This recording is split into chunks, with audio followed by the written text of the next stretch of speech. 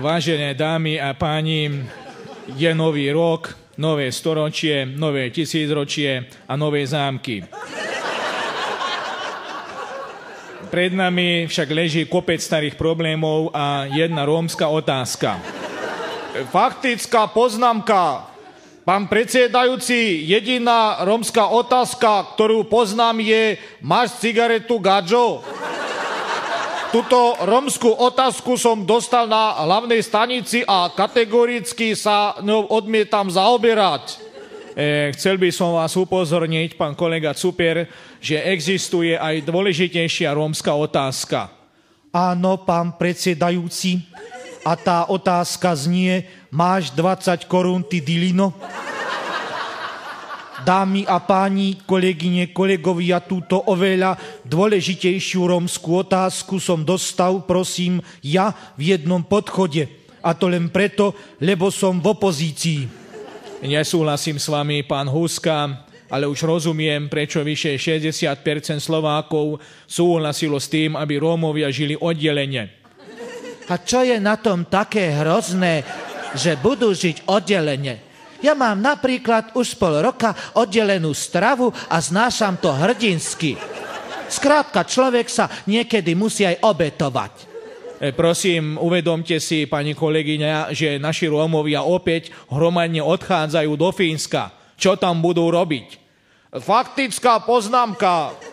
Fínsko, ako vieme, je krajina tisícich jazier a Rómovia vynikajú v kopaní kanálov. Mohli by Fínom tie jazera odvodniť a zaviesť tak vo Fínsku nový melioračný systém. A čo na to hovorí minister vnútra? Treba povedať, že tento rómsky problém je veľmi vypuklý, aj keď Ivan L. je oveľa vypuklejší. Ako minister kultúry kategoricky protestujem. Uvedomte si, že s odchodom Rómov strácame aj kus vlastnej histórie. Strácame cigánsky folklór, strácame cigánsku pečienku, strácame cigánske rebierko.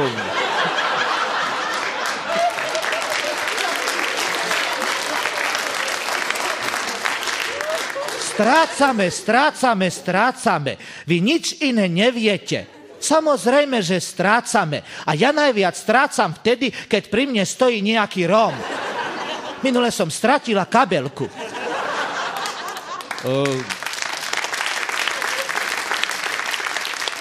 Treba povedať, pani kolegyňa, že za vašej vlády sa toho stratilo na Slovensku oveľa viac, ako za tých 1000 rokov, čo sú tu Rómovia. Situácia je vážna, kolegovia.